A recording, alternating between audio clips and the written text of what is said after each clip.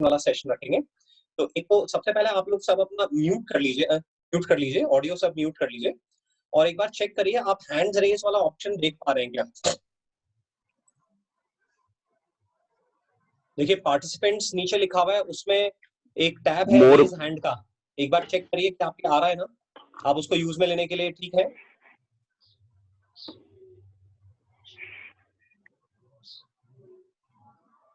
Okay yes sir. तो guys सबसे पहले हम लोग देखें तो आपका सेशन स्टार्ट हो चुका है, काफी लेक्चर्स आपके हो चुके हैं। तो फर्स्ट पॉइंट ये है हमारा कि आपको जो अपना वीडियो लेक्चर सेशन है, एक लेक्चर पूरी एक सेटिंग में फिनिश करना है ना, बीच बीच में ब्रेक नहीं लेना है आपको। सपोज आपके डेली 2 लेक्चर्स हो रहे हैं, तो मॉर्निंग में जैसे अपने डिस्कशन क्लासेस स्टार्ट हो जाती है, अब ऑलमोस्ट आपकी डेली बेसिस पे डिस्कशन क्लासेस हुआ करेंगी, तो डिस्कशन क्लास होने के बाद में आप एक सिंगल सिटिंग में अपना पूरा एक लेक्चर फिनिश करिए। लेक्चर स्टार्ट करने से पहले आप थोड़ा सा पहले पढ़िए कि आप आज क्या पढ़ने वाले हैं। सपोज जैसे हम लोगों ने लास्ट क्लास में रिफ्लेक्शन स्फेरिकल मिरर्स का फॉर्मूला इंट्रोड्यूस कर दिया था, मैग्निफिकेशन वाला पार्ट ले लिया था। अब आपको मालूम है सर इसके आगे के एग्जांपल्स करेंगे, तो आप थोड़ा सा खुद रीडिंग करके और फिर आप वीडियो लेक्चर अटेंड करने की कोशिश करिए। इसमें आप कंटेंट्स को बहुत बेटर समझ पाएंगे। हमारी अच्छी पढ़ाई या खराब पढ़ाई सबकी शुरुआत हमारी क्लासरूम से होती है कि क्लासरूम में हम कितना अच्छा सीख के जा रहे हैं। यदि क्लासरूम में हमें बहुत अच्छा समझ में आया, जितने एग्जाम्पल सर ने सॉल्व किए वो सारे एग्जाम्पल समझ में आए, हमें थ्योरी का फ्लो समझ में आ रहा है, तो ऐसे केस में आप अपने अंदर से एक अलग ही एनर्जी फील करोगे और आपको एग्जाम्पल सॉल्व करने में, आगे एक्सरसाइज सॉल्व करने में बहुत हेल्प मिलेगी, जिससे कि आपका कॉन्फिडेंस लेवल रेज होगा। तो फर्स्ट पॉइंट, जो भी लेक्चर आप अटेंड करने वाले हैं उसका थोड़ा सा आगे से पहले से पढ़ेंगे। आपके एनसीईआरटी की बुक में से पढ़ें या जो हमने नोट्स प्रोवाइड किए हैं उसमें से 2-3 पेजेस की आगे की रीडिंग लगाएं। चाहे कुछ भी समझ में नहीं आए बट स्टिल अपन रीडिंग लगाएं। उस केस में हम लोग जब वीडियो लेक्चर्स को अटेंड करेंगे तो हमारी ग्रास्पिंग बहुत बेटर होगी। आपको खुद को डिफरेंस फील होगा, यार मेरे को तो पहले से बहुत बेटर समझ में आ रहा है। फिर सेकंड पॉइंट, वीडियो लेक्चर को हमें एक सिंगल सिटिंग में पूरा लेक्चर फिनिश करना है। उसी सिटिंग में अपने को नोट्स भी बनाने हैं, उसी सिटिंग में अपने को एग्जाम्पल्स भी समझने हैं, सब कुछ अपने को एक सिंगल सिटिंग में करना है। जिसे क्लासरूम में हमारे पास फ्रीडम नहीं होती है कि हम बीच में उठ के चले जाएं, है ना, कुछ पानी पीने चले गए, कुछ इधर पैन चले गए। बिल्कुल इसको भी अपने को सेल्फ रिस्ट्रिक्शन इम्पोज करके क्लासरूम की तरह ही लेना है। हम एक सिंगल सिटिंग में ही अपना एक लेक्चर पूरा कंप्लीट फिनिश कर रहे हैं, अपने नोट्स भी उसी ड्यूरेशन में अपन फॉर्म कर रहे हैं, है ना, और समझने की भी कोशिश कर रहे हैं कंटेंट्स को। नहीं समझ में आ रहा है पॉज दे रहे हैं, फिर वापस समझने की कोशिश कर रहे हैं। तो हमारा तरफ से हो सकता है 45 मिनट्स का लेक्चर हो, बट आपके पार्ट पे वो लेक्चर 90 मिनट्स का हो जाए, या आपके पार्ट पे वो लेक्चर 75 मिनट्स का हो जाए। क्यों? क्योंकि आप एक एक चीज को पॉज देके अच्छी तरह से समझ रहे हैं, नोट्स बना रहे हैं। एक ही सेटिंग में ज्यादा से ज्यादा काम करने की कोशिश करिए, अदरवाइज वो आपका टाइम स्पॉइल करेगा। आपने एक बार तो पहले केवल लेक्चर सुन लिया, फिर दोबारा से आप फिर नोट्स बनाने बैठेंगे, फिर कुछ समझ में नहीं आ रहा है रिवाइंड करेंगे, वैसे आपका बहुत टाइम स्पॉइल होगा। जबकि हमारी प्रैक्टिस ये होनी चाहिए कि हम एक सिंगल सिटिंग में पूरा एक साथ फिनिश करें। आपके आराम से सिटिंग है, 1 घंटा सवा घंटा आप एक बार में स्ट्रेच में बैठ सकते हो, उसमें अपन पूरा अपना लेक्चर फिनिश करें, अपने नोट्स फिनिश करें, जो समझ में नहीं आ रहा है उस कंटेंट को समझने की कोशिश करें। देखिए रेगुलर क्लासरूम के कंपैरिजन में यहाँ एक बहुत अच्छा फीचर आपके पास अवेलेबल ये है कि आप बार बार रिवाइंड करके कंटेंट्स को समझ सकते हैं, जो कि हमारे पास क्लासरूम में आप एक बार पूछ लेते हैं, 2 बार पूछ लेते हैं, कई बार हो पाता है कि नहीं पूछ पाते हैं। बट यहाँ तो आपके पास इतना अच्छा फैसिलिटी है कि आपको कुछ नहीं समझ में आ रहा है, कुछ भी आपको सुनने में मिस हो गया, आप रिवाइंड करिए, फिर से आप उसको सुनिए। तो इस अपॉर्चुनिटी का हमें बहुत अच्छी तरह से फायदा उठाना है कि हम बढ़िया तरह से नोट्स बना रहे हैं। अब सेकंड पॉइंट पे मैं आता हूँ। तो ऐसे आपने फर्स्ट लेक्चर अटेंड किया, गैप लेके से 5-10 मिनट्स का गैप लिया आप लोगों ने, और फिर सेकंड लेक्चर अटेंड किया। दोनों लेक्चर्स आप मॉर्निंग सेशन में ही फिनिश करेंगे, अपन पेंडिंग टास्क नहीं रखेंगे। ये आपकी जो 10th क्लास की हैबिट्स हैं, ये आगे के पूरे करियर में आपको एक्सेप्शनल लेवल पे पे करेंगी, जो अभी हम हैबिट्स डेवलप कर रहे हैं। तो हम मॉर्निंग में उठ के फ्रेश होके और अपना लेक्चर पढ़ने बैठेंगे, एक सिंगल सेटिंग में फर्स्ट लेक्चर पढ़ेंगे, 10 मिनट का गैप लेंगे, ब्रेकफास्ट यदि उस ड्यूरेशन में करना है तो आप ब्रेकफास्ट कर लीजिए। सेकंड सेटिंग में फिर से पूरा काम फिनिश करेंगे। तो bye 11 o'clock, before 11 o'clock rather 8 to 10-10:30 के बीच में आपके दोनों लेक्चर्स की सेटिंग फिनिश हो जानी चाहिए। आप लोग ये डेफिनेटली अपनी हैबिट इस तरह से रख सकते हैं। हो सकता है आप में से कुछ लोग इस तरह का कर भी रहे हो। अपने वीडियोस में ऐसी हैंड रेज कर दो, जो लोग कर रहे हैं इस तरह से फॉलो कर रहे हैं, अपना हैंड ऐसे दिखा दो मुझे। तो बाकी लोग नहीं कर रहे हैं। वर्धन आप नहीं कर रहे हो, सोनकर ब्रदर्स आप भी नहीं कर रहे हो। नहीं, ये गलत बात है। कृतिका आप कर रही हो, केवल हैंड रेज कर दो, अभी बोलना नहीं है। या जेस्चर्स दे दो, आपके फेस पे जेस्चर्स दे दो। ऑलराइट, तो ऐसे एक सिंगल सेटिंग में ही अपने को दोनों लेक्चर्स फिनिश करने हैं। 8 to 11 के बीच में अपनी सेटिंग में ये कंप्लीट हो जाना चाहिए। आप कर सकते हो, आप डेफिनेटली कर सकते हो, बस आपको अपनी हैबिट डेवलप करनी है। दिन के लिए अपने को पोस्टपोनमेंट नहीं करना है कि बाद में देख लेंगे, बाद में देख लेंगे। मॉर्निंग में उठते दिन की शुरुआत हमारी जो बेटर रेजोल्यूशन के साथ होगी ना, तो पूरा दिन आपका बहुत अच्छी तरह से स्पेंड होगा। आपको अपने टाइम पे कंट्रोल फील होगा कि मेरा अपने टाइम पे कंट्रोल है। मैंने मॉर्निंग से ही एज पर इंस्ट्रक्शंस ऑफ माय टीचर्स मैंने शेड्यूल बनाया अपना। तो 8 to 11 के बीच में हमने हमारे नोट्स फिनिश कर लिए, लेक्चर्स फिनिश कर लिए, समझने का काम फिनिश कर लीजिए, फिर थोड़ा गैप लीजिए, ब्रेक लीजिए, है ना। उसके बाद में फिर अपना सेल्फ स्टडी का टाइम स्टार्ट हो जाता है। सेल्फ स्टडी के टाइम में आपके पास एक रफ कॉपी रहेगी। रफ कॉपी में आप टॉपिक की हेडिंग डालेंगे और रफ कॉपी में एक एक चीज लिख के, सपोज हम लोगों ने अभी हमारा लाइट चल रहा है तो हम फिगर्स बना रहे हैं, तो एक एक फिगर को आप ड्रॉ करेंगे, एक एक फिगर को आप ड्रॉ करेंगे। जितने भी एग्जांपल्स हम लोग ड्यूरिंग द लेक्चर सॉल्व कर रहे हैं वो मैं सॉल्व कर रहा हूँ या जो आपके रेस्पेक्टिव टीचर्स पढ़ा रहे हैं वो सॉल्व कर रहे हैं। तो अपना म्यूट करिए सभी लोग। तो आप लोगों ने जब हम लोग एग्जाम्पल सॉल्व कर रहे हैं तो वो हम कर रहे हैं, आप केवल ऑब्जर्व कर रहे हो। आपको इल्यूजन फील हो रहा है कि आपको वो एग्जाम्पल आ गया है बट अभी एक्चुअली आया नहीं है। सेल्फ स्टडी के टाइम में आप एक एक इक्वेशन, एक एक फिगर, एक एक कॉन्सेप्ट को ग्राफ में लिख लिख के देखेंगे। जितने भी एग्जाम्पल्स हैं उन एग्जाम्पल्स को आप खुद सॉल्व करेंगे सोल्यूशन हाइड करके। और एग्जाम्पल जैसे आपने सॉल्व किया उसके बाद आप पॉज देंगे, 2-3 मिनट का पॉज देंगे और आप सोचेंगे कि इस एग्जाम्पल में हमने क्या किया, क्यों किया, कैसे किया और इससे हमारे को थ्योरी कैसे समझ में आ रही है। ये हैबिट आप अभी से अपनी डेवलप करेंगे। हमें जल्दबाजी नहीं रहेगी अपने काम फिनिश करने की, हमें फटाफट काम फिनिश करना, ऐसी जल्दबाजी नहीं रहेगी। आराम से एक एक एग्जाम्पल सॉल्व करेंगे।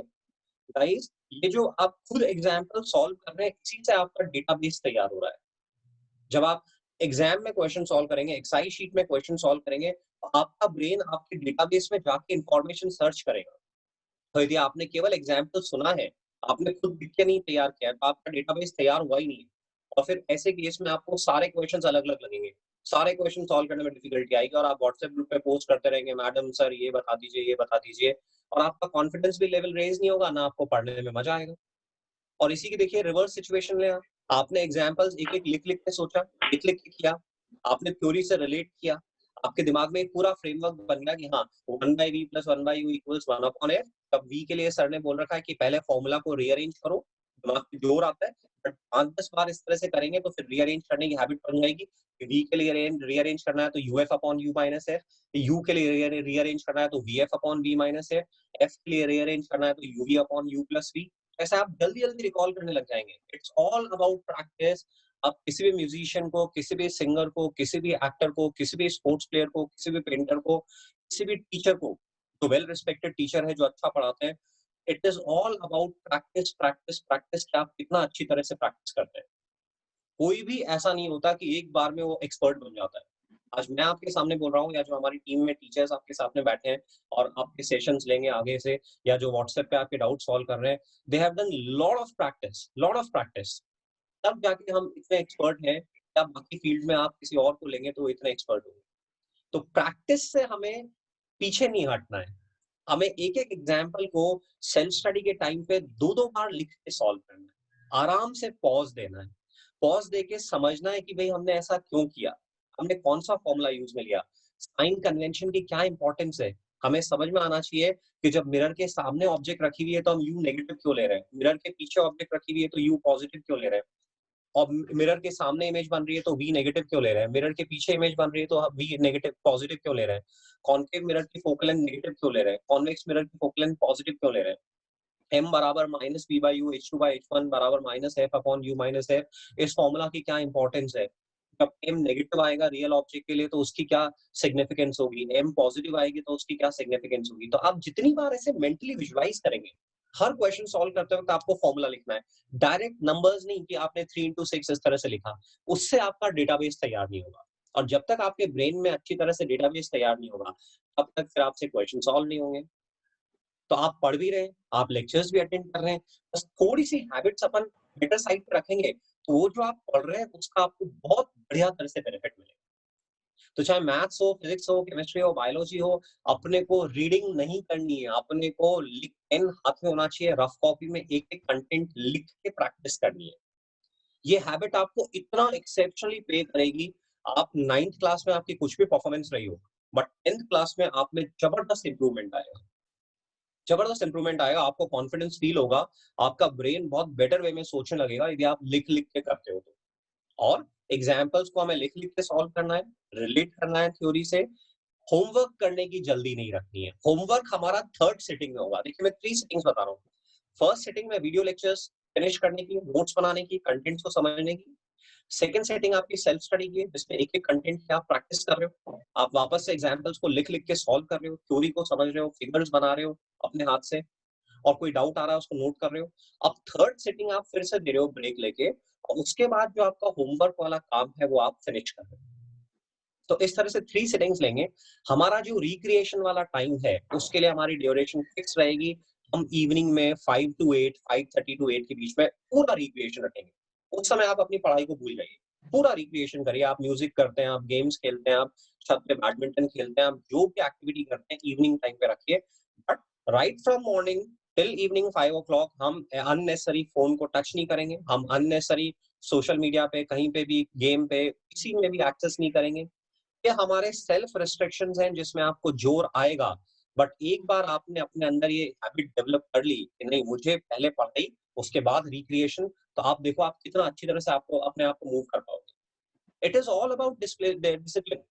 It is all about discipline. बच्चे नॉर्मल होते हैं, बहुत नॉर्मल बच्चे होते हैं, बट एक्सेप्शनल लेवल पे परफॉर्म करते हैं क्योंकि उनकी हैबिट्स बहुत अच्छी होती है। तो हम आपके साथ हैं, हम आपको हर सेशन में ध्यान दिलाएंगे कि आपको किन हैबिट्स पे ध्यान देना है। आपके सारे टीचर्स आपको ध्यान दिलाएंगे। इस समय पढ़ाई के साथ-साथ ये ज़्यादा इम्पोर्टेंट है कि आप अपनी हैबिट्स कैसी डेवलप कर रहे हैं। आप जितनी अच्छी अपनी हैबिट्स डेवलप कर रहे हैं, आपको जो आप पढ़ाई करेंगे उसका बेनिफिट उतना ही ज़्यादा मिलेगा। तो इवनिंग्स टाइम में आप रिक्रिएशन टाइम रख रहे हैं और फिर नाइट में डिनर करने के बाद में फिर से अपने को एक सेटिंग देनी है। इस तरह से 4 सेटिंग्स अपने को एटलीस्ट अलग-अलग टाइम पे देनी है। उन 4 सेटिंग्स में अपन काफ़ी कुछ गेन करेंगे। मैथ्स में, फिजिक्स में, केमिस्ट्री में, बायोलॉजी में सब में लिख-लिख के देखना है। सोशल स्टडीज भी पढ़ रहे हैं तो इम्पोर्टेंट की पॉइंट्स आप पढ़िए। आप कोशिश करिए कि एक ही सिटिंग में आप ज़्यादा से ज़्यादा समझ पाएँ। जब आपको कुछ समझ में नहीं आता है, कोई डाउट आपको आता है, तो मैं आपको गाइड कर रहा हूँ, 2 बार उसको ऑनेस्ट अटेम्प्ट कीजिए। जैसे सेक्शन रिव्यू में कोई क्वेश्चन सॉल्व नहीं हुआ आपसे, आप उसको वापस से सेक्शन रिव्यू के क्वेश्चन को एग्जाम्पल से रिलेट करिए कि आप एग्जाम्पल में हमने कैसे सॉल्व किया था और उसी तरह से आप सेक्शन रिव्यू को वापस से सॉल्व करने की कोशिश करिए। तो आप खुद क्वेश्चन यदि सॉल्व करेंगे ना, तो आपका कॉन्फिडेंस ज़्यादा अच्छी तरह से रेज़ होगा। तो ये हमें चीजें ध्यान रखनी है। पहले से लेक्चर अटेंड करने से पहले थोड़ा पढ़ के बैठना है अपने को। आपके पास नोट्स हैं, उस नोट्स में से आप आगे के 1-2 पेजेस पढ़िए और उसके बाद अपन लेक्चर अटेंड करें तो आप खुद देखोगे कि आपको बहुत बेटर वे में समझ में आ रहा है। तो जितना अच्छा समझ में आएगा, उतना ही अच्छा एक्सरसाइज में क्वेश्चंस आप अटेम्प्ट कर पाओगे, आपका कॉन्फिडेंस लेवल रेज़ होगा। एंड जो भी आपको पर्सनल प्रॉब्लम्स आ रही है पढ़ने में, आप वॉइस मैसेज के थ्रू, आप सपोज उतनी अपनी फीलिंग्स को लिख नहीं पा रहे, आप स्ट्रेट अवे वॉइस मैसेज भेज दीजिए। आपके पास टीचर के नंबर है, आप डायरेक्टली वॉइस मैसेज भेज दीजिए या आप लिख के आप रेगुलर इंटरैक्शन करिए। ओके, तो यहाँ पे हम लोग अपना ये गाइडेंस वाला सेशन फिनिश करते हैं। अब आपके डाउट्स पर आते हैं। मैं एक बार फिर से टीचर्स को इंट्रोड्यूस कर देता हूँ जो आपके साथ में हमारे साथ है। हमारे साथ अंकुर सर हैं, हमारे साथ गौरव रजौरिया सर हैं और हमारे साथ दीपमाला मैम हैं। तो आगे से आपको ये लोग भी असिस्ट किया करेंगे और जो आप व्हाट्सएप ग्रुप पे भी आप जब डाउट्स पोस्ट कर रहे हैं तो टीचर्स रेगुलरली सॉल्व कर रहे हैं। आपके होमवर्क वगैरह भी टीचर्स चेक किया करेंगे। इसी तरह से हम मंडे से इफेक्टिव करेंगे कि आप अपने नोट्स और होमवर्क भी पोस्ट करें ताकि वो टाइमली हम लोग देख पाएँ कि आप कितना पढ़ रहे हैं। तो हमारी तरफ से पूरा कोऑपरेशन आपके साथ रहेगा। बस अच्छी तरह से जो हम कह रहे हैं उन गाइडलाइंस को हमें फॉलो करना है। आपको मजा आने लगेगा और आप जब खेलोगे तो खेलने में भी जबरदस्त मजा आएगा क्योंकि आपसे जो एक्सपेक्टेड था वो काम आपने बहुत अच्छी तरह से किया। तो ऐसे अपने को अपनी अच्छी हैबिट्स पे ध्यान देना है कि अपनी हैबिट्स बहुत अच्छी तरह से फ्रेम।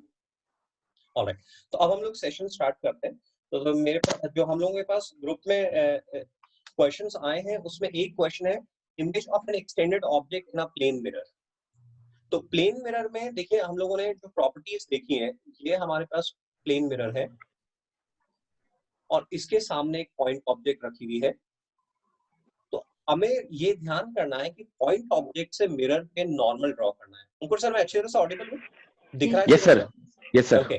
बिल्कुल पॉइंट ऑब्जेक्ट बिल्कुल से सर। मिरर पे हमें नॉर्मल ड्रॉ करना है। ये जितना डिस्टेंस d है इतना ही डिस्टेंस पीछे हमारी पॉइंट ऑब्जेक्ट की एक पॉइंट इमेज I बन रही है। इसमें कोई भी अप्रोक्सीमेशन इन्वॉल्व नहीं है। इट इज परफेक्टली एक्यूरेट कि पॉइंट ऑब्जेक्ट के बिना किसी अप्रोक्सीमेशन के एक यूनिक पॉइंट इमेज बन रही है। मिरर का हर छोटा छोटा पार्ट इमेज फॉर्मेशन में पार्टिसिपेट कर रहा है। यदि मिरर के किसी पोर्शन को अपन रिमूव भी कर देंगे, ओपेक क्लोथ से कवर भी कर देंगे, तो रिमेनिंग पोर्शन तो as it is image form कर रहा है।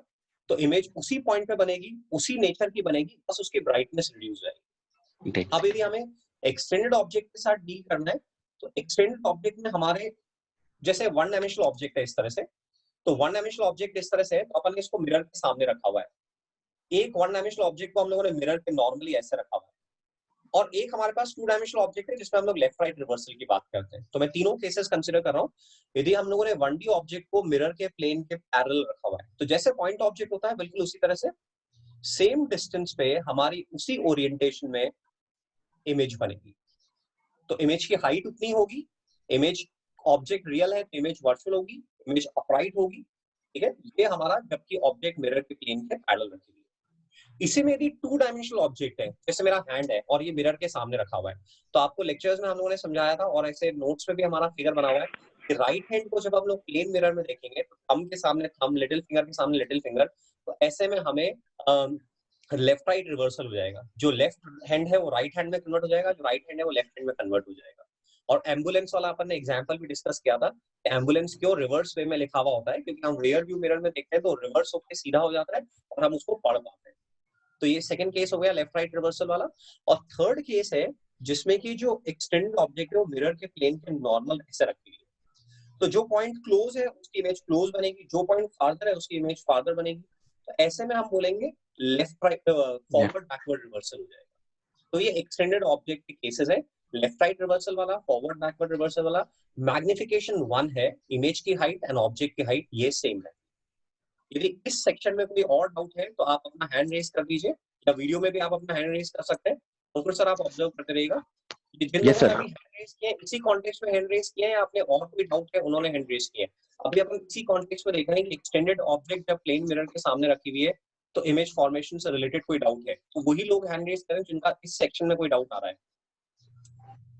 बेटा अपने मैसेजेस टाइप भी कर सकते हो मोर में जाकर के चैट ऑप्शन पे। अगर आपको कुछ अगर बोलना मतलब अगर आप बता नहीं पा रहे हो डाउट को, तो आपने लिखकर भी मोर ऑप्शन में जाकर के चैट में अपने डाउट को पोस्ट कर सकते हो। ऑलराइट, तो रिया आप पूछिए, अनम्यूट करके आप पूछिए इस कॉन्टेक्स्ट में आपका क्या डाउट आ रहा है।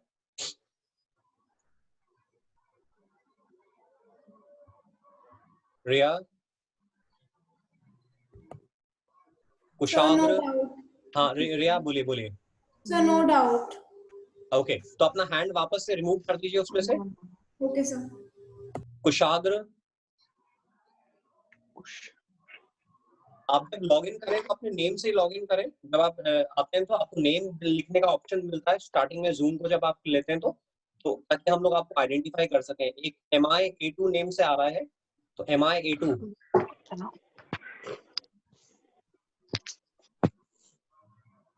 Tanishka, any doubt in this section Tanishka? No sir. No, okay. तो अपने नेक्स्ट सेक्शन पे आते हैं हम लोग। प्लेन मिरर मतलब ये वाला जो एक्सटेंडेड ऑब्जेक्ट वाला है ये सबको क्लियर है, मैं एक्सपेक्ट कर रहा हूँ। Alright, then image formed in plane mirror ही हो गया। उसके बाद में हमारा सेक्शन रिव्यू 1.1 का क्वेश्चन नंबर 14 आप लोगों ने पूछा है। Section review 1.1 question number 14। Question number 14 थोड़ा है तो प्लेन मिरर का क्वेश्चन। देखिए 9th 10th स्टैंडर्ड की जो नॉर्मल पढ़ाई है और जो हम जिस लेवल पे हम पढ़ रहे हैं, यहाँ देखिए एक अपन है कि प्लेन मिरर में अपन केवल इतना सा कह के छोड़ दें कि प्लेन मिरर में जितना ऑब्जेक्ट डिस्टेंस है उतना इमेज डिस्टेंस है, और रियल ऑब्जेक्ट वर्चुअल इमेज। अब यहाँ पे हम लोग एप्लीकेशन वाला पार्ट कर रहे हैं। तो एप्लीकेशन वाला पार्ट में देखो ये it's a very good question, जिसमें कि अपने को you look through a camera toward an image of a hummingbird in a plane mirror. The camera is 5 meter in front of the mirror. मैं 14 question section review 1.1 का solve कर रहा हूँ। तो the camera is 5 meter in front of the mirror. तो ये mirror है और इससे 5 मीटर पे कैमरा रखा हुआ है। The bird is at camera level and 6 metre to your right, bird 6 metre right पर है, मतलब सपोज हम कैमरा को फेस करें तो 6 मीटर इस तरफ ले लीजिए, and it is 3 metre from the mirror. तो यहां से ये हमारा मिरर है, मिरर से ये 3 मीटर पे बर्ड है, और ये वाला जो डिस्टेंस है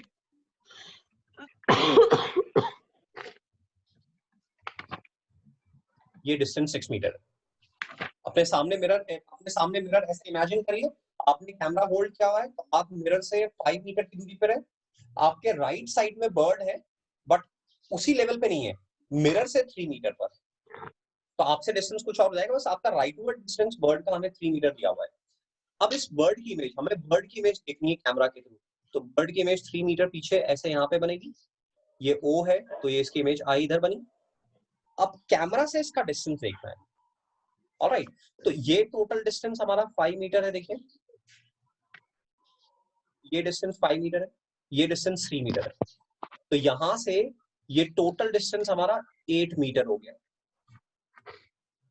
5 तो ये था, और बर्ड पीछे 3 मीटर पे बन रही है, तो 5 + 3 8 हो गया, और ये वाला डिस्टेंस 6 मीटर है। ये जो स्लांट डिस्टेंस होगा पाइथागोरस थ्योरम से आप निकाल सकते हैं, ये डिस्टेंस कितना होगा, 8 square + 6 square under root which is 10 metre. तो इसलिए बर्ड की जो इमेज है मिरर में, वो हमारे कैमरा से कितने डिस्टेंस पर है, 10 मीटर के डिस्टेंस पर है। Should I repeat? ये डाउट जिनका था, रिया आपका डाउट था, तो शुड आई रिपीट या is it okay? Riya Can you repeat? Sorry, Can you repeat? या श्योर। आपको फिगर अच्छी तरह से विजिबल हो रहा है सर? Yes, sir. ओके, देखिए ये प्लेन मिरर है, मैं अपनी पेंसिल को मूव करा रहा हूँ, ये प्लेन मिरर है, यहाँ पे हमारा कैमरा है, और प्लेन मिरर से 3 मीटर के डिस्टेंस पर, प्लेन मिरर से 3 मीटर के डिस्टेंस पे बर्ड है, और बर्ड का कैमरा से जो राइट में डिस्टेंस है वो 6 मीटर है ऐसे, ऑलराइट। अब इस बर्ड की इमेज बनाइए मिरर में, तो 3 मीटर का ऑब्जेक्ट है, तो बर्ड की 3 मीटर पीछे इमेज बन गई, ठीक है। तो अब देखिए, ये हमें कैमरा और बर्ड की इमेज के बीच का डिस्टेंस निकालना है, तो आप ये वाला डिस्टेंस 6 मीटर है, राइटवर्ड डिस्टेंस, और यहां से यहाँ तक टोटल 5 + 3 8 मीटर हो रहा है, तो 6 स्क्वायर + 8 स्क्वायर अंडर रूट, ये हमारा 10 मीटर आ रहा है। Yes, sir. एक बार दोबारा फिगर बना के समझा, ऐसे तो okay Riya? Yes, sir. Is that fine? Kushagra और तनिष्क का आपने बेटा हैंड रेज कर रखा है, कोई डाउट आपकी और?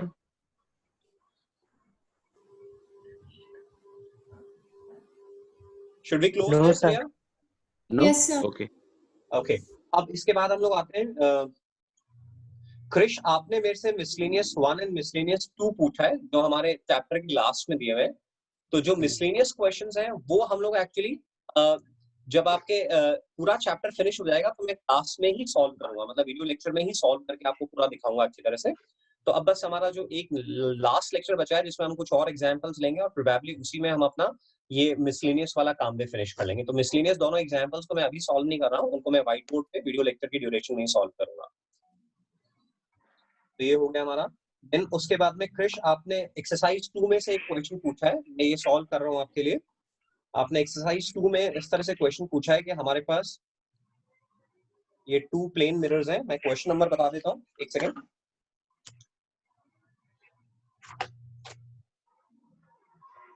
एक्सरसाइज 2 में 27th क्वेश्चन आपने क्रिश पूछा है, NSE-JS में आया हुआ है एक्सरसाइज 2 का। तो इसमें हमारा क्वेश्चन है, ये दोनों प्लेन मिरर्स थीटा एंगल पर हैं, यहाँ पे एक लाइट रे ऐसे इंसिडेंट कर रही है, ये रिफ्लेक्ट होके इधर आ रही है, और फिर ये रिफ्लेक्ट होके ऐसे जा रही है। हमें टोटल डिविएशन प्रोड्यूस निकालना है कितना होगा, बस मिरर्स के बीच में एंगल थीटा गिवन है। तो यानी कि रे का एंगल ऑफ इंसिडेंस नहीं रखा है, वो इंप्लाई कर रहा है कि एक्चुअली जो डिविएशन आना है वो एंगल ऑफ इंसिडेंस से इंडिपेंडेंट आना है, अदरवाइज हमें गिवन होता। तो हमने पढ़ा था प्लेन मिरर में, जब प्लेन मिरर पे लाइट रे इंसिडेंट करती है थीटा एंगल पर, on reflection it bends by 180 - 2 theta. Clock या एंटी क्लॉक वो डायग्राम पे डिपेंडेंट होगा। तो अब यहाँ पे हम क्या करें, अभी तक आपको वेरिएबल्स अज्यूम करने की हैबिट नहीं है, तो अब जैसे अपने को एंगल ऑफ इंसिडेंस नहीं मालूम है, तो you assume alpha beta theta 1 ऐसे कुछ भी अज्यूम कर लें। तो देखो यहाँ मैंने एंगल ऑफ इंसिडेंस अज्यूम कर लिया अल्फा। तो फर्स्ट मिरर पे जो डिविएशन प्रोड्यूस हुआ वो 180 माइनस ट्वाइस ऑफ अल्फा, इतना प्रोड्यूस हो गया। और ये रे इस तरफ आ रही है तो कैसे बेंडिंग हुई है, तो ये एंटी क्लॉकवाइज बेंडिंग हुई है। अब इस बेटा अल्फा अपने से हम लोग ये वाला अनम्यूट एंगल ऑफ करें। इंसिडेंस निकालेंगे। तो ये एंगल अल्फा है तो ये वाला एंगल भी अल्फा है, तो अंदर वाला एंगल ये वाला 90 माइनस अल्फा हो जाएगा, क्योंकि नॉर्मल के साथ टोटल एंगल 90 डिग्री है। अब ये 90 माइनस अल्फा है और ये थीटा है, तो इन दोनों एंगल्स को सम करके 180 में से सबट्रैक्ट कर दीजिए। तो 180 minus 90 minus alpha minus theta, तो ये हो जाएगा हमारा 90 प्लस अल्फा माइनस थीटा। देखिए तीनों एंगल्स को सम कर लीजिए। ये वाला एंगल 90 माइनस अल्फा है, 90 प्लस अल्फा माइनस थीटा बोल रहा हूँ, और ये वाला एंगल थीटा है, तो तीनों ऐड होकर 180 आ रहे हैं। तो अब जो इधर वाला एंगल हमारा बचेगा, इधर वाला एंगल 90 में से सबट्रैक्ट करिए, क्योंकि नॉर्मल के साथ जो टोटल एंगल होगा वो 90 डिग्री होगा। तो 90 में सबट्रैक्ट करेंगे तो ये वाला एंगल हो जाएगा हमारा थीटा माइनस अल्फा। देखिए ऐड कर लीजिए तो टोटल 90 डिग्री आ रहा है। तो सेकंड मिरर पे ray theta minus alpha angle पे इंसिडेंट कर रही है, तो जो डिविएशन प्रोड्यूस होगा that is 180 minus twice of theta minus alpha, क्योंकि angle of incidence theta minus alpha है। और ये डिविएशन भी आप देख रहे हो एंटी क्लॉकवाइज आ रहा है। तो जो टोटल डिविएशन आ रहा है वो आ रहा है, दोनों को ऐड कर ले, तो देखो दोनों को ऐड करोगे तो minus 2 alpha plus 2 alpha cancel हो रहा है, और ये आ रहा है हमारा 360। अंकुर सर फिगर ठीक तरीके से विजिबल है क्या? Yes sir, exactly. जो टोटल हमारा एंगल आ रहा है वो आ रहा है 360 minus 2 theta. This is Krish deviation produced 360 minus 2 theta. Is it okay, Krish? All right. अब अपन आगे देखते हैं। हमारे पास 10 मिनट्स अभी लेफ्ट है ना, तो हो सकता है सेशन एब्रप्टली फिनिश हो जाए। तो इन केस डाउट्स रहेंगे तो अंकुर सर 2-3 मिनट पहले अपन एक बार चेक कर लेंगे, और डाउट्स रहेंगे तो फिर सेकंड सेक्शन स्टार्ट कर लेंगे। ठीक है सर। देन नेक्स्ट डाउट है how object is related to incident ray and image is related to reflected ray. Object is related to incident ray and image is related to reflected ray. तो हमें ध्यान रखना है, हम first lecture में ही object image या second lecture में डिफाइन किए थे। Object is intersection point of incident rays. Actually rays कहां से आ रही है, ऑब्जेक्ट से आ रही है। जिस पॉइंट पे इंसिडेंट रेज मीट कर रही है या मीट करती हुई अपीयर हो रही है वो हमारा ऑब्जेक्ट है, और रिफ्लेक्टेड रेज जिस पॉइंट पे मीट कर रही है या मीट करती हुई अपीयर हो रही है वो हमारी इमेज है। देखो हम प्लेन मिरर में जैसे अभी सुबह उठे थे और हम प्लेन मिरर में अपना बाथरूम में जाके अपना फेस देखे थे, तो हमारे फेस से रेज मिरर पे गई और रिफ्लेक्ट होकर हमारी आईज में आई। तो रिफ्लेक्टेड रेज जहां पे मीट करती हुई अपीयर हो रही है वो हमारी इमेज है। तो ये हमें ध्यान रखना है कि image is related to with the intersection of reflected rays and object is related to the intersection of incident rays. Object incident rays से रिलेटेड है और इमेज रिफ्लेक्टेड रेज से रिलेटेड है। देन हमारे पास क्रिश आपने मिसलेनियस 2 पूछा है, वो भी हम वीडियो लेक्चर्स में सॉल्व करेंगे। हिमांशु का डाउट है व्हाट इज इलेक्ट्रोमैग्नेटिक स्पेक्ट्रम। तो electromagnetic spectrum actually electromagnetic waves होती है, जैसे लाइट भी हमारा इलेक्ट्रोमैग्नेटिक वेव्स का पार्ट है। ऐसे ही जो इस समय हम लोग सेल फोन यूज में ले रहे हैं, सेल फोन में जो वेव्स काम में आ रही है वो भी इलेक्ट्रोमैग्नेटिक वेव्स है। जो माइक्रोवेव में हम लोग वेव्स काम में ले रहे हैं वो भी इलेक्ट्रोमैग्नेटिक वेव्स है। रेडियो, टीवी, इस तरह से बहुत सारी वेव्स हैं, तो वो पूरा वेवलेंथ का पूरा एक रेंज है, उसको हम लोग इलेक्ट्रोमैग्नेटिक स्पेक्ट्रम बोलते हैं। इस स्टेज पे आप ये इलेक्ट्रोमैग्नेटिक वेव्स 12th में पूरा कंप्लीट पढ़ोगे। अभी आपको जस्ट थियोरेटिकली ये ध्यान रखना है कि light is part of electromagnetic spectrum. Light is part of electromagnetic spectrum. जो विजिबल पार्ट है, जो हमारा 400 नैनोमीटर से 700 नैनोमीटर के बीच का पोर्शन है, उसको हम लोग विजिबल लाइट बोलते हैं, और वो इलेक्ट्रोमैग्नेटिक स्पेक्ट्रम का पार्ट है। उसके बियॉन्ड और भी है, गामा रेज है हमारी, और दूसरी रेज है, रेडियो वेव्स हैं, टीवी वेव्स हैं, है ना। बट वो अभी हम जो देख रहे हैं वो लाइट वेव्स पढ़ रहे हैं, जस्ट 400 नैनोमीटर टू 700 नैनोमीटर, जिनको ऑब्जर्व करने के लिए हमारी आईज केपेबल है। इंफ्रारेड या अल्ट्रावायलेट उनको हम देखने के लिए केपेबल नहीं है। तो बस ये सब जिनका पार्ट है उसको इलेक्ट्रोमैग्नेटिक स्पेक्ट्रम बोलते हैं। ऐसी वेव्स जो लाइट की स्पीड से प्रोपेगेट करती है, जिनके प्रोपेगेशन के लिए मीडियम की रिक्वायरमेंट नहीं है, उनको हम लोग इलेक्ट्रोमैग्नेटिक वेव्स बोलते हैं। And light is also part of that spectrum. Spectrum मतलब एक पूरी रेंज है, ऐसे पूरी रेंज है, तो उसको अपन इलेक्ट्रोमैग्नेटिक स्पेक्ट्रम बोलते हैं। ऐसी वेव जो लाइट की स्पीड से प्रोपेगेट कर रही है और जिनके प्रोपेगेशन के लिए मीडियम की रिक्वायरमेंट नहीं है, those waves are electromagnetic waves, और उनका जो रेंज है उसको हम लोग इलेक्ट्रोमैग्नेटिक स्पेक्ट्रम बोलते हैं। फिर हम लोग आते हैं वेदांत ने सेक्शन रिव्यू 1.1 का क्वेश्चन नंबर 8 रेज किया है। तो क्वेश्चन नंबर 8 में हमारे पास, मुझे जस्ट 2-3 लोग हैंड रेज करके बता दीजिए कि आप लोगों को सिमिलर ट्राइंगल आता है क्या? सिमिलर ट्राइंगल पढ़ रखा है? यस मतलब हैंड रेज कर रहे हो मतलब क्या आपको आता है ना? या tan थीटा वाला क्वेश्चन, आप लोगों में से कुछ स्टूडेंट्स ने ट्रिग्नोमेट्री 9th स्टैंडर्ड में पढ़ी हुई है और कुछ ने अभी ट्रिग्नोमेट्री नहीं पढ़ी है, आप पढ़ोगे। तो ये क्वेश्चन वही लोग अटेम्प्ट करें, क्वेश्चन नंबर 8, जो कि आपको सिमिलर ट्राइंगल का कॉन्सेप्ट समझ पा रहे हैं या जिनको tan थीटा का कॉन्सेप्ट आता है। तो हमारे पास 2 people stand in front of a large plane mirror 2√3 meter apart। तो ये हमारे पास लार्ज प्लेन मिरर है और ये 2 पर्सन है जो कि 2√3 मीटर डिस्टेंस पर है। At what angle of incidence should one of them space 2√3 meter apart, 3 meter in front of a large? तो ये 3 मीटर डिस्टेंस ये दे रखा है हमें मिरर से और 2√3 मीटर डिस्टेंस ये वाला दे रखा है। अब बोला कितने एंगल पे लाइट रे फ्लैश करें कि ए से बी पर आ जाए। तो लॉज ऑफ रिफ्लेक्शन को फॉलो करते हुए लाइट रे आएगी, है ना? तो यहां से अपने लाइट रे ऐसे सेंड की और ये रिफ्लेक्ट होके इस तरह से आएगी। ये थीटा है, ये थीटा है। तो अब इसमें हमें जिन लोगों को ट्रिग्नोमेट्री आती है, सिमिलर ट्रायंगल नहीं, जिन लोगों को ट्रिग्नोमेट्री आती है, tan theta, sin theta, cos theta, वही कर पाएंगे। बाकी लोग इस क्वेश्चन को होल्ड कर लें। अभी जब मैं आगे रिफ्रैक्शन स्टार्ट करूंगा तो उसमें हम sin थीटा, cos थीटा देखेंगे, तब आप इस क्वेश्चन को सॉल्व कर पाएंगे। तो यहाँ पे जिन लोगों को राइट एंगल ट्रायंगल में tan थीटा निकालना आता है वो ध्यान दें, ये थीटा के सामने वाला परपेंडिकुलर है और एडजॉइनिंग साइड बेस है। तो tan थीटा हमारा आ रहा है 2√3 अपॉन 3, नहीं 2√3 तो पूरा डिस्टेंस था, तो आधा डिस्टेंस हो जाएगा हमारा √3, 2√3 का आधा √3, तो √3 perpendicular upon base 3, so this is 1/√3। तो tan थीटा जब 1/√3 होता है तो थीटा 30 डिग्री होता है। सोनकर ब्रदर्स, आप लोग tan थीटा जानते हैं? यस, तो थीटा √30 डिग्री आ रहा है, तो हम 30 डिग्री पे इंसिडेंट कराएंगे तो फिर ए से बी पे लाइट रीच कर पाएगी वाया मिरर। तो ये क्वेश्चन जो लोग अभी ट्रिग्नोमेट्री नहीं जानते वो होल्ड कर ले, यहाँ लिख दें रिक्वायर्स tan थीटा और उसको अपन बाद में अटेम्प्ट करेंगे।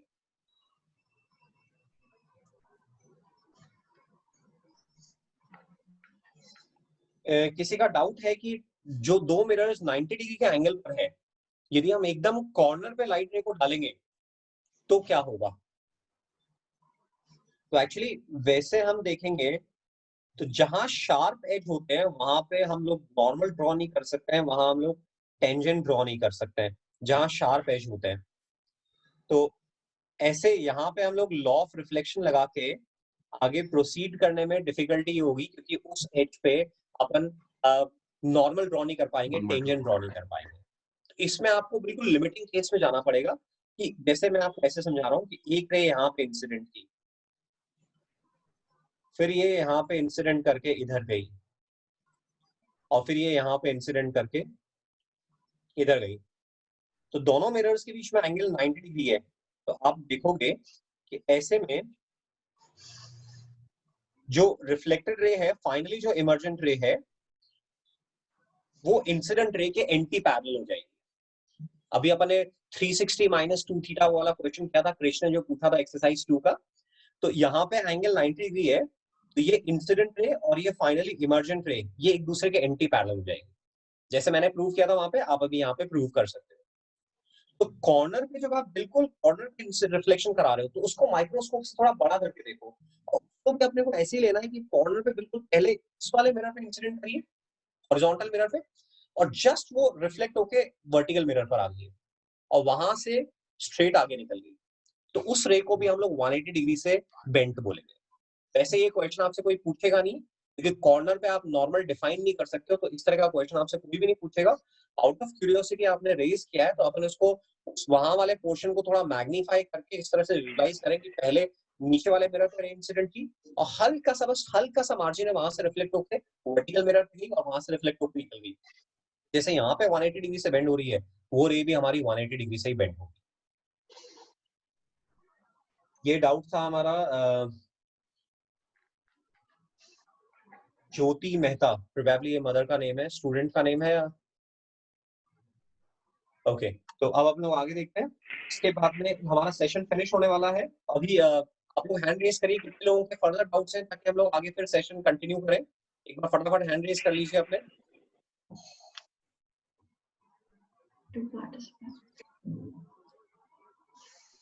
ओके 1 2 3 4 5 इट्स गुड, आप लोग काफी लोग पार्टिसिपेट कर रहे हैं। आई एम रियली एनकरेज कि आप लोग इतने अच्छी तरह से डाउट्स पूछे हैं, आप लोगों ने कल भी पोस्ट किया, और इसी को हमें और आगे अच्छी तरह से इफेक्टिवली करना है। तो अभी हमारा सेशन रेंडमली फिनिश हो जाएगा, आपके पास 2-3 मिनट में वापस से नए सेशन का वो आ जाएगा, उसमें आप लॉगिन करिएगा। करीब 5-6 मिनट लग जाएंगे हमें, तब हम लोग आगे के डाउट्स ले लेंगे।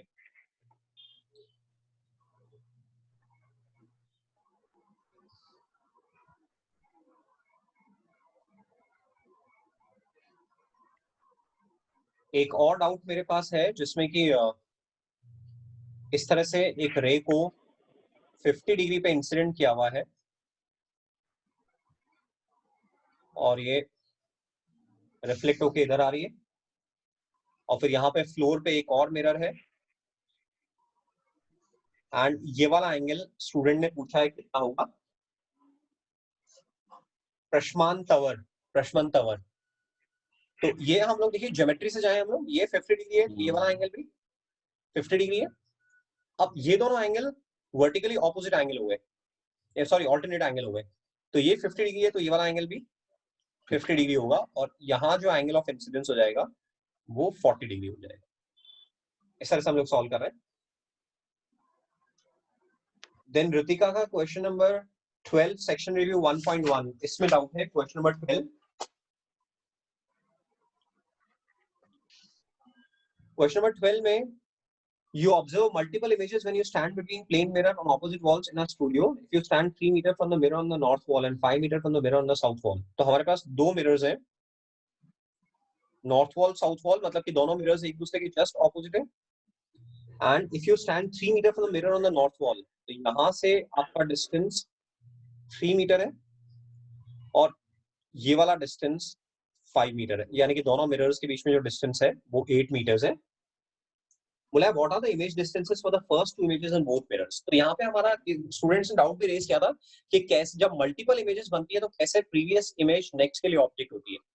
गाइस, एक तो नॉर्मल क्वेश्चन से जिसमें केवल एक बार रिफ्लेक्शन हो रहा है, जहां पे भी एक से ज्यादा बार रिफ्लेक्शन हो रहा है तभी होगा जबकि दो मिरर्स हम लोग काम में ले रहे हैं। तो फर्स्ट मिरर पे जो रिफ्लेक्शन होगा उससे इमेज बनेगी, एंड अपने को ये ध्यान रखना है कि फर्स्ट मिरर पे रिफ्लेक्शन से जो इमेज बनेगी वो नेक्स्ट मिरर के लिए ऑब्जेक्ट की तरह एक्ट करेगी, क्योंकि जितनी भी रेज वाया मिरर 1 वाया 2 पे आ रही होंगी वो उस पॉइंट से आ रही होंगी। देखो मैं आपको डायग्राम बना के दिखाता हूँ। जैसे मान लीजिए मैं उन रेज की बात कर रहा हूँ जो मिरर M1 से मिरर M2 पे जा रही है, तो ये सारी रेज देखो रिफ्लेक्ट होके इस तरह से आ रही है। ये जो वाया M1 मिरर M2 पे रेज आई है, आप उन रेज को देखो, वो रेज कहां से आती हुई अपीयर हो रही है। ये जो incident ray 1 and incident ray 2 है मिरर 2 पे, ये इस आई से आती हुई अपीयर हो रही है, ये ओ से नहीं आ रही है। हमें हमेशा लाइट में स्ट्रेट रेज को देखना है कि स्ट्रेट रेज कहां से आ रही है। तो स्ट्रेट रेज हमारी आई से आ रही है, तो स्ट्रेट रेज आई से आ रही है, तो मिरर 2 पे वाया मिरर M1 जो रेज आ रही है वो आई से आ रही है। So I is object for mirror M2। अब मिरर M2 इस आई की इमेज बनाएगा आई डैश। अब रेज मिरर M2 से M1 पर आएगी, तो अब जो आई डैश बनाए वो नेक्स्ट मिरर के लिए ऑब्जेक्ट होगी। तो ऐसे सक्सेशन में चलता रहेगा। फर्स्ट ने जो इमेज बनाई वो सेकंड के लिए ऑब्जेक्ट है, फिर सेकंड जो इमेज बना रहा है वो फर्स्ट के लिए ऑब्जेक्ट है। ये प्रोसेस कंटिन्यूअसली चलता रहेगा।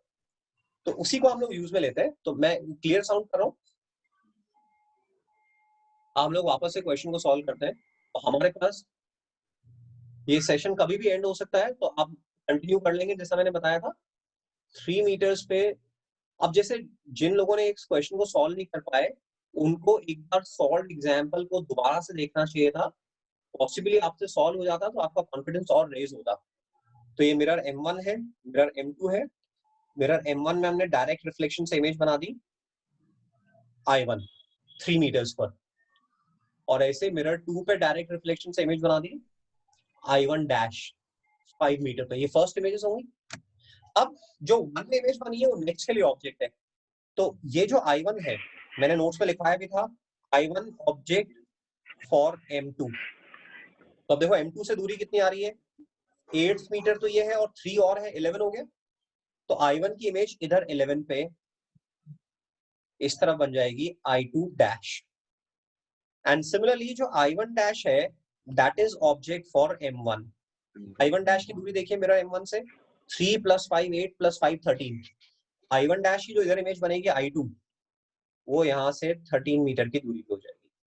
तो मिरर 1 में जो दो इमेजेस बनी है नॉर्थ वाले में वो आ रही है 3 मीटर पे और 13 मीटर पे, और मिरर 2 में जो इमेजेस बनी है वो आ रही है 5 मीटर पे और 11 मीटर पे। Ritika is it okay?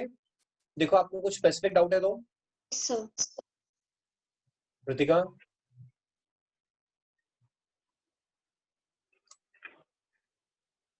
Okay Ishita, Tanishka, वेदांत और रिया, बेटा आपने हैंड रेस कर रखा है, आप अपने डाउट्स पूछे एक एक करके 1 by 1। सबसे पहले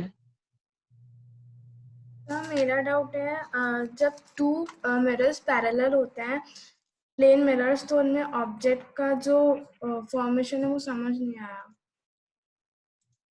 जब दो इमेज प्लेन का मिरर्स formation। पैरेलल होते हैं तो इमेज का जो Yes. फॉर्मेशन होता है वो समझ नहीं आया। जो भी वही एग्जांपल मैं करा अपन ने explain- बोला सर आपने कराया था 2 पैरेलल प्लेन मिरर्स पे तो हमने सॉल्व करा था वो समझ नहीं आया। ये बेस्ट जो अभी एग्जांपल सॉल्व किया आप इसी की बात कर रहे हो? No sir. देन आप अपना डाउट Sir, वापस से रेज करो एक बार। Sir when 2 plane mirrors are there तो जो इमेज का जो फॉर्मेशन था उसमें हमने ये सब कैलकुलेशन कैसे करा उसमें डाउट हो रहा है। हाँ एग्जैक्टली वही इलस्ट्रेशन मैंने लिया हुआ है। ये दो प्लेन मिरर्स हैं एक दूसरे के पैरेलल। ये जो स्टूडेंट्स आप लोगों ने सबने अपने वीडियो ऑफ कर रखे हैं, एक्चुअली ये सेशन लाइव रखने का पर्पस यही है कि हम आपके फेसेस देख पाए, हम आपसे फेमिलियर हो पाए। तो आपने वीडियोस ऑन रखिए ताकि हम लोग आपको देख पाए। ऐसे मतलब ऐसा लगता है कि ब्लैंक स्क्रीन को देख के आप पढ़ा रहे हो।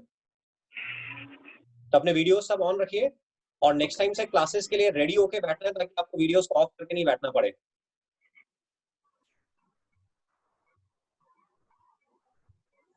सब लोग अपने वीडियोस ऑन करिए।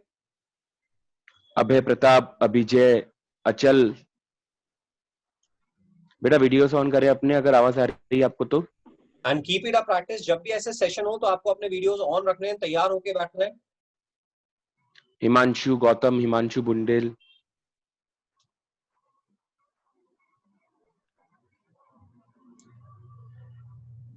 प्रियांशी मेघनानी, महिमा रावत, हिमांशु गौतम, प्रियांशी सक्सेना, प्रियांशी, अभय प्रताप सिंह, तनिष शर्मा, अभय प्रताप। बेटा आपको आवाज आ रही है क्या अभय?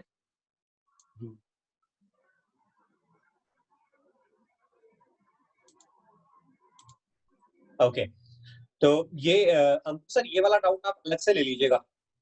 ठीक है सर। मैंने अभी जस्ट एक्सप्लेन किया है, ये आप डाउट अलग से ले लीजिएगा इनका। ठीक है आप सर, नोट ठीक कर है, लीजिएगा, है ना? Okay sir. ओके और आगे आप डाउट लिए और किसी को? इशिता ने हैंड रेज किया है। हाँ जी हाँ जी, इशिता बोलो।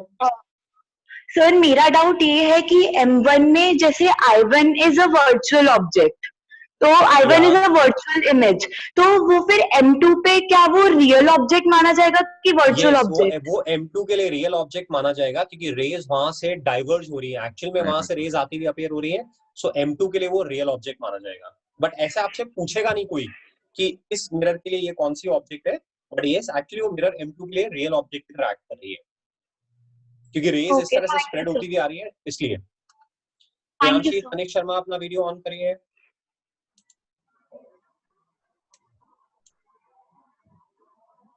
आगे और डाउट्स अंकुर सर कोऑर्डिनेट करिएगा, कोई और स्टूडेंट है क्या? Yes sir. बेटा किसी को कोई भी डाउट है तो अपना हैंड रेस करें या फिर उसमें चैट में जाकर के रेज ऑप्शन वाला करें एक बार। Vedant Sharma, yes sir. हाँ अपने डाउट बताओ बेटा। सर आपने सर कॉन्वेक्स मिरर के यूज में बताया था sir, it is used in rear view mirrors. या सर सर वो रियर व्यू मिरर्स में लिखा हुआ होता है objects that appear in the mirror are closer. Yes sir वो समझ में नहीं आया, वो ऐसा क्यों लिखा होता है? देखो क्यों, जैसे आप सपोज अपना स्कूटर राइड कर रहे हो, है ना, और स्कूटर के रियर व्यू मिरर में आप देख रहे हो और मेरी कार पीछे से आ रही है, ऑलराइट, आप टर्न लेना चाह रहे हो बट आप देख रहे हो कि यार पीछे से कोई आ तो नहीं रहा है, तो रियर व्यू मिरर में आपको सपोज मेरी कार देखने पे इंट्यूशन हो रहा है कि सर की कार सपोज 50 मीटर्स पीछे है, मिरर में देख के आपका ब्रेन ऐसा अंदाज लगा रहा है कि कार जो है 50 मीटर्स पीछे, बट एक्चुअल में वो कार 50 मीटर्स से कम दूरी पर है। तो इसीलिए आपको सावधान रहना है, आपको कॉशियस रहना है, दैट इज अ वार्निंग कि भाई ऐसा नहीं जितना आप फील कर रहे हो मिरर में उतना ही डिस्टेंस है, एक्चुअल डिस्टेंस जो है वो उससे कम है, ताकि आप टर्न करते वक्त थोड़ा कॉशियस रहे। मैं फिर रिपीट कर रहा हूँ, आप अपने मिरर में देखकर आप सेंस कर रहे हो कि सपोज मेरी कार 50 मीटर्स पर है, बट एक्चुअल में वो कार 50 मीटर्स से कम दूरी पर है। तो आप गलत डिसीजन नहीं ले लो कि कार तो दूरी पर है अपन टर्न ले लेते हैं, तो that is a precautionary statement, है ना, आपके लिए प्रिकॉशन मतलब रखने के लिए कि भाई आप जितना देख रहे हो मिरर में एक्चुअल में दूरी उससे कम है, so beware. Is it okay? Riya अपने रिया ने हैंड रेज करा है सर। हाँ सर मुझे डाउट था, आपने जो रिलेटिव स्पीड वाला बताया था, हाँ, तो उसको इशिता अपना वीडियो ऑन करो, नेक्स्ट टाइम से सबके वीडियोस ऑन होने चाहिए, उसी स्टेट में अपन बैठेंगे, अपन अपना वीडियो ऑन कर पाए। मैथ्स सारे सेशंस में आप ध्यान रखें, टीचर्स के लिए रिलेट करना अदरवाइज पॉसिबल नहीं होता है। पिक्चर, हाँ बोलो। तो रिलेटिव स्पीड की हम बात करें, आपने 9th में रिलेटिव मोशन पढ़ा है क्या? सर हाँ सर पढ़ा है। ओके अच्छा देखो, जब हमारी सपोज ये हमारी का एक ऑब्जेक्ट इधर से आ रही है, एक ऑब्जेक्ट इधर से आ रही है, तो सपोज जैसे मैं ए हूं तो मुझे ये बी फास्ट आता हुआ अपीयर होगा या स्लो अपीयर होगा? सर फास्ट आता हुआ अपीयर होगा। तो इस केस में हम लोग रिलेटिव वेलोसिटी बोलेंगे फर्स्ट की स्पीड प्लस सेकंड की स्पीड, ओके। और यही दोनों कार्स एक ही डायरेक्शन में जा रही हैं, तो हमें आगे वाली कार थोड़ा स्लो जाती हुई नजर आएगी, तो इस केस में रिलेटिव स्पीड हम बोलेंगे फर्स्ट की स्पीड माइनस सेकंड की स्पीड। तो जब दोनों ऑब्जेक्ट्स एक ही डायरेक्शन में मूव कर रहे हैं तो रिलेटिव स्पीड निकालने के लिए आप उनको सबट्रैक्ट कर देंगे, और दोनों ऑब्जेक्ट्स ऑपोजिट डायरेक्शन में मूव कर रहे हैं तो रिलेटिव स्पीड निकालने के लिए आप ऐड कर देंगे। तो इसलिए ऑब्जेक्ट भी 2 मीटर से ट्रैवल कर रही है और इमेज भी 2 मीटर से ट्रैवल कर रही है, दोनों ऑपोजिट डायरेक्शन में ट्रैवल कर रही है। तो क्योंकि दोनों ऑपोजिट डायरेक्शन में ट्रैवल कर रही है इसलिए रिलेटिव स्पीड को हम लोगों ने 4 कर दिया। Okay sir, thank you sir. Okay हाँ, और पूछिए, और किसी का डाउट हो? प्रश्मान तंवर, प्रश्मान आपको आवाज आ रही है मेरी? Yes sir. आपने डाउट भेजा है कि इमेज फॉर्मेशन इन परपेंडिकुलर मिरर। हाँ, ये बहुत लोगों का डाउट था।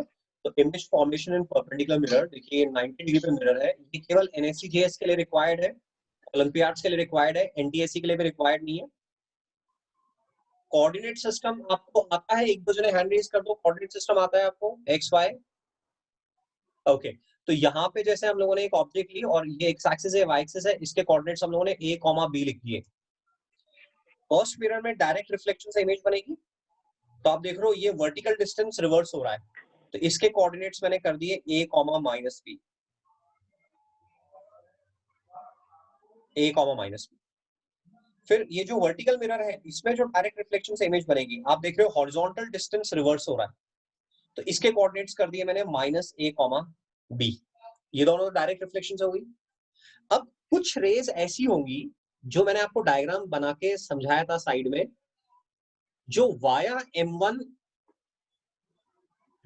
M2 पर आ रही है, ये वाली रेज जैसे पैरेलल मिरर्स में जा रही थी उस तरह से रेज। तो ये जो रेज है ये एक्चुअली देखिए डायरेक्ट O से आनी आ रही है, ये रेज यहाँ I1 से आती हुई अपीयर हो रही है। तो जब भी ऐसे सक्सेशन में रिफ्लेक्शन होता है कि पहले मिरर ने रिफ्लेक्शन किया फिर वो रेज सेकंड पे जा रही है, तो सेकंड वाले मिरर के लिए ऑब्जेक्ट कौन होगी? जो फर्स्ट वाले ने इमेज बनाई है। तो फर्स्ट वाले ने इमेज I1 बनाई है, तो I1 ये सेकंड मिरर के लिए ऑब्जेक्ट होगी। तो अब I1 की इमेज हमें सेकंड मिरर में बनानी है, तो सेकंड मिरर को एक्सटेंड कर दो, नॉर्मल डालो, उतना ही डिस्टेंस पीछे, यहाँ इमेज बन गई, इसमें हॉरिजॉन्टल कोऑर्डिनेट रिवर्स हो रहा है, तो ये -A, -B हो गया। सेम मैनर में कुछ रेज ऐसी होंगी जो वाया M2 M1 आ रही होगी, जैसे M1 से M2 पे जा रही है वैसे M2 से M1 पर आ रही होगी। तो जो वाया M2 M1 पर आ रही है उनके लिए ऑब्जेक्ट हमारा I2 हो जाएगा, और उसकी इमेज जब इस मिरर में बनाएंगे तो आप देखोगे उसके कोऑर्डिनेट्स भी यही आएंगे। तो थर्ड और फोर्थ इमेज कोइंसाइड कर रही है। तो इस तरह से 3 इमेजेस बन रही है। अब ये रेज, अब आप बोलोगे सर फर्दर रिफ्लेक्शन होगा क्या, फिर M2 से M1 पे, फिर M1 से M2 पे, जैसे पैरेलल मिरर्स में हो रहा था वैसा होगा क्या? तो इस केस में आप लोग डायग्राम से रीड कर सकते हो। इस केस में क्या हो रहा है हमारी, एक सेकंड में कलर्स देखता हूँ, कलर्स के ऑप्शन है क्या। इस केस में ये रेज ऐसे निकल गई, इस तरह से निकल गई। तो अब ये रेज वापस नहीं आ रही है, तो यहाँ बार बार नहीं होगा, जैसे पैरेलल मिरर्स में बार बार हो रहा था, यहाँ बार बार नहीं होगा, बस काम खत्म। तो टोटल ये 3 इमेजेस बनी, एक्चुअली 4 बनी, बट थर्ड और फोर्थ कोइंसाइड कर रही है, तो इसलिए टोटल हमारी 3 इमेजेस बनी है। अब आप डिस्टेंस, आप जैसे किसी पॉइंट की कोऑर्डिनेट्स x, y है, तो क्या हम बोल सकते हैं क्या ओरिजिन से उसका distance x² + y² under root होगा? एक दूसरे ने हैंड रेज कर देना। यदि x² + xy कोऑर्डिनेट्स हैं तो ओरिजिन से distance x² + y² under root होगा। आप एग्री कर रहे हो इस चीज के लिए? एक दूसरे ने हैंड रेज कर दो अपने। ओके, तो इसलिए यहाँ पे ये चारों पॉइंट्स का डिस्टेंस देखो आप, इस पॉइंट से √a² + b² √a² + b², चारों पॉइंट्स का डिस्टेंस √a² + b²। तो एक फिक्स पॉइंट से अलग अलग पॉइंट्स का डिस्टेंस बराबर है और वो एक प्लेन में लाई कर रहा है। दैट मींस वो फिगर क्या होगा, सर्किल होगा। सर्किल में सारे पॉइंट्स का डिस्टेंस सेंटर से बराबर होता है। यहाँ पे भी इन चारों पॉइंट्स का डिस्टेंस इस पॉइंट से बराबर आ रहा है, इसलिए हम बोल रहे हैं सर्किल में लाई करेंगे। तो ये अपने को एज अ फैक्ट याद रखना है कि जब दो मिरर्स 90 डिग्री के एंगल पर होता है तो टोटल 3 इमेजेस बनती है, और ये तीनों इमेजेस और ऑब्जेक्ट इस सर्किल के सर्कमफेरेंस पे लाई करेंगे। Is that okay? और देखिए, और किसी का डाउट है तो? Krish sir Khatod fortunately sir. Session abrupt नहीं हो रहा है। अंकुर सर? हाँ सर, अभी मैसेज आया था मैसेज सर भी आया कि था, इन्होंने एक्सटेंड कर मैसेज दिया। भी आया था सर एक कि ये एक्सटेंड हो जाएगा सर ये। Okay okay okay, all credit goes to Deepmala ma'am, है ना, आज इन्होंने सेशन रखवाया तो हमारा थोड़ा एक्सटेंड हो रहा है। या और किसी का डाउट है तो पूछिए। Krish Khatod sir, exercise 3 Krish, question number 2। Krish कौन सा डाउट है? अनम्यूट करो Krish. So exercise 3 question number 2. Exercise 3 question number 2।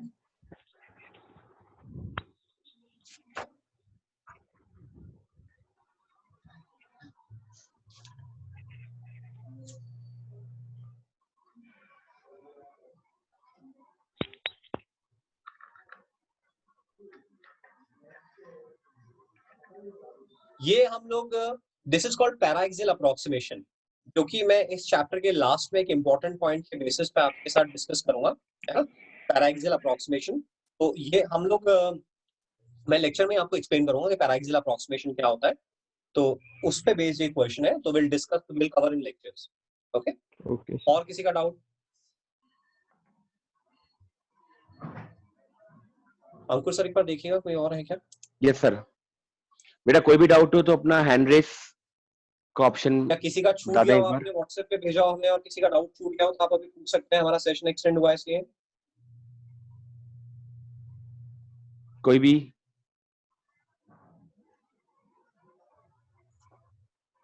तो आप लोग को जैसे मैं एक बार स्टार्टिंग में बताया था, एक बार फिर से हम लोग रिकॉल कर लें। अब हम लोग डिसिप्लिन मैनर में, कुछ स्टूडेंट्स एक्चुअली डिसिप्लिन वे में बहुत अच्छा काम कर रहे हैं, डाउट्स भी पोस्ट कर रहे हैं, अब कुछ स्टूडेंट्स को अभी वो स्टार्ट करना है। तो अब हमारा, जैसे हम स्कूल जाते थे बिल्कुल उसी तरह से 7:30 पे अपने को सेशन होगा, तो वैसे भी रेडी होना रहेगा, अदरवाइज नहीं है सेशन तो भी वीडियो लेक्चर्स अपने को बिल्कुल तैयार होकर अटेंड करने हैं। घर में भी आपको बिल्कुल उस तरह से डिसिप्लिन एनवायरनमेंट रखना है कि नहीं, मेरी क्लासेस स्टार्ट हो रही है और मैं नहा के अच्छी तरह से तैयार होकर और फिर क्लासेस अटेंड करूंगा। एक आप अंदर से बेटर फीलिंग प्रिवेल करती है कि आप एक डिसिप्लिन शेड्यूल में हो। ऐसे उठे और रैंडमली आप आ गए, वीडियो लेक्चर देखने लग गए, आप तैयार नहीं हुए, that is not the way. आपको नहा के तैयार होके, जैसे आप स्कूल जाते थे, जैसे कोचिंग में आते हो, बिल्कुल उसी तरह से रेडी होके आपको अपनी क्लासेस अटेंड करनी है। सिंगल सिटिंग में अपना लेक्चर फिनिश करना है। लेक्चर अटेंड करने से पहले थोड़ा कंटेंट आगे का पढ़ना है, खुद पढ़ना है कि आज सर क्या पढ़ाने वाले हैं, लेट्स चेक सर क्या पढ़ाने वाले हैं, नोट्स में से क्या क्या पढ़ाने वाले हैं। तो फिजिक्स में, केमिस्ट्री में, हर जगह आपके पास नोट्स है ना, आप उनमें से आगे के 2-3 पेजेस रीड करिए, जस्ट एक कैजुअल रीडिंग, आपको जस्ट आइडिया रहे कि आप क्या पढ़ने वाले हैं। उसके बाद इत्मीनान से वीडियो लेक्चर आप अपने नोट्स बनाएं अच्छी तरह से, जो आपके डाउट्स आ रहे हैं उनको नोट करें सेल्फ स्टडी के टाइम पे। फिर आप अच्छी तरह से एक एक एग्जाम्पल को खुद सॉल्व करेंगे। ये आप लोग मेरे से प्रॉमिस कर रहे हो, आप लोग सारे एग्जाम्पल्स को खुद लिख लिख के सॉल्व करोगे, उससे थ्योरी को रिलेट करोगे, थोड़ा पॉज देके जल्दबाजी नहीं करोगे। एंड थर्ड सिटिंग में फिर आप होमवर्क जो भी आपको दिया हुआ है वो करोगे। और नाइट में एक और सिटिंग लोगे जिसमें आप पूरे दिन भर में जो पढ़ा है कुछ और आप एक्स्ट्रा पढ़ना चाहते हो वो रिवाइज करोगे। जो रिक्रिएशन का टाइम रहेगा वो दिन भर में हमारा इवनिंग टाइम रहेगा, 5 to 8 के बीच में हम रिक्रिएशन और दूसरी एक्टिविटीज करेंगे। बाकी टाइम हमें डिसिप्लिन मैनर में अपने आप को कैरी करना है।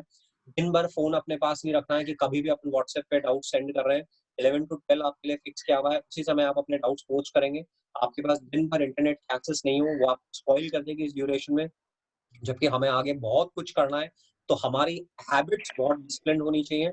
आप अपने डाउट्स पोस्ट करते रहिए और अच्छी तरह से पढ़ाई करें। कहीं पे भी किसी तरह की प्रॉब्लम आ रही है टीचर्स से कांटेक्ट करें। तो आज में हम लोग सभी टीचर्स बहुत ही हैप्पी है कि बहुत अच्छा पार्टिसिपेशन इस ग्रुप में रहा है। आप लोगों ने बहुत अच्छी तरह से डाउट्स पूछे हैं एंड नेक्स्ट टाइम मैं एक्सपेक्ट करता हूँ कि 100 out of 100 अटेंडेंस होगी, 100% अटेंडेंस होगी और आप लोग और बेटर वे में प्रिपेयर होंगे अपने डाउट्स के लिए, है ना। और डाउट जो आप लोगों ने पहले दिन भेज दिए थे ऐसे ही बाकी सब्जेक्ट्स में भी आप रखें कि अपने डाउट्स पहले से पोस्ट कर दें ताकि हम टाइम को अच्छे से इफेक्टिवली यूटिलाइज कर पाए। मैम रिकॉर्डिंग पूरी यस सर, रिकॉर्डिंग हो रही है। हाँ, तो हम लोग आपके साथ ये सेशन शेयर भी कर देंगे। मोस्ट प्रोबेबली रिकॉर्डिंग हो रही है तो हम सेशन भी शेयर कर देंगे आपके साथ में। तो अब हम लोग बहुत बेटर वे में हमारे टाइम को यूटिलाइज करेंगे। So guys all the best, आप अच्छी तरह से फाउंडेशन बनाओ अपनी और अच्छी तरह से पढ़ाई करो। और जो भी आपका इस सेशन से रिलेटेड आपकी फीलिंग्स हैं, कुछ आपके कमेंट्स हैं, आप पर्सनल नंबर्स पे हम टीचर्स के साथ में शेयर करें, है ना।